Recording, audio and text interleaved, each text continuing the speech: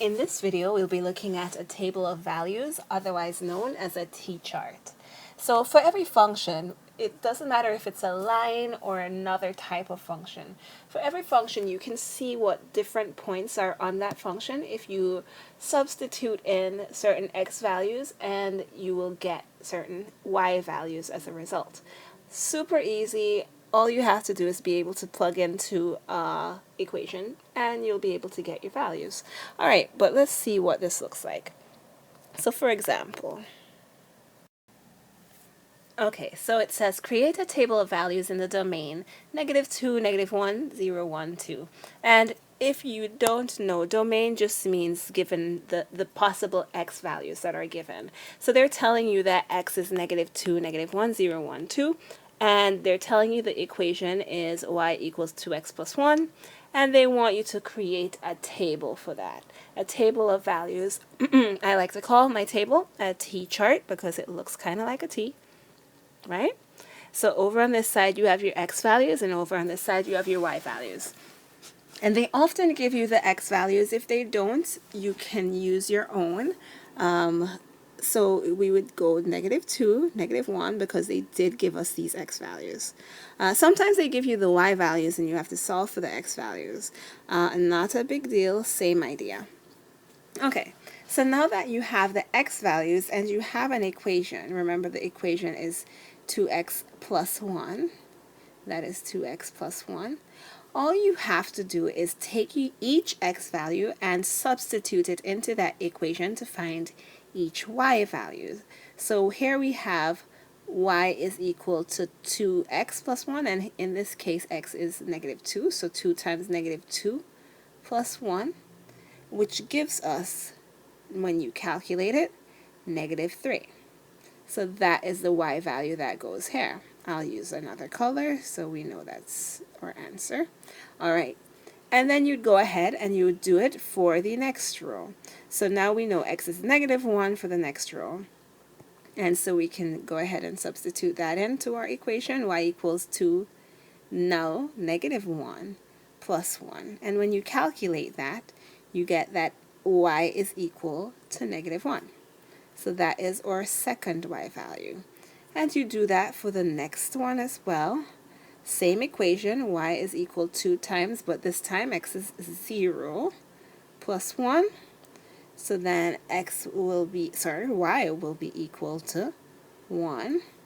And you just keep going until you've done every single one. 2 times 1 plus 1. That was supposed to be 1. This one is supposed to be 3.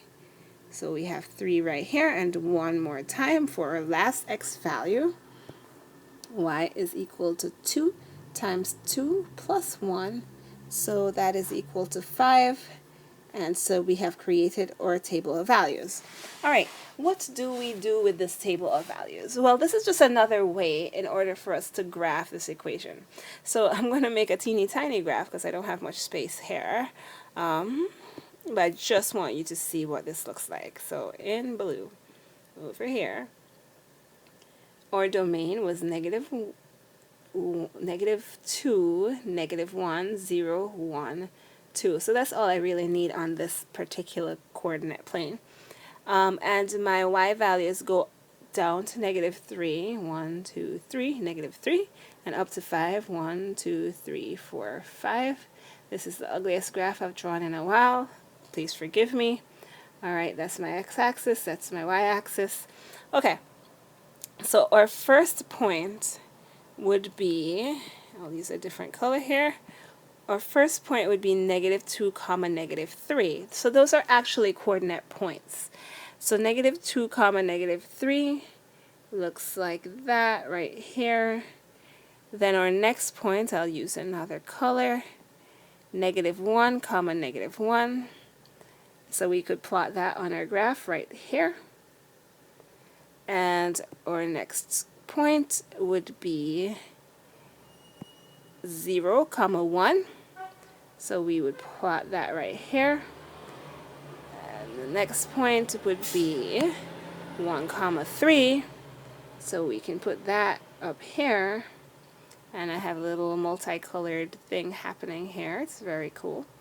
And I'll use red again 2 comma 5, 2 comma 5, and now we have enough to make a line. And I don't have a ruler, so that's the best I could do here. And that's my line y equals 2x plus 1. So you may be wondering, well, since this was in slope-intercept form, couldn't I have just figured out that my y-intercept was 1 and use the slope of 2 rise over run?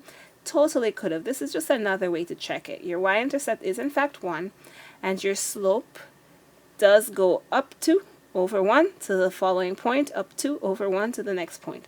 So this is just another way of being able to graph a line.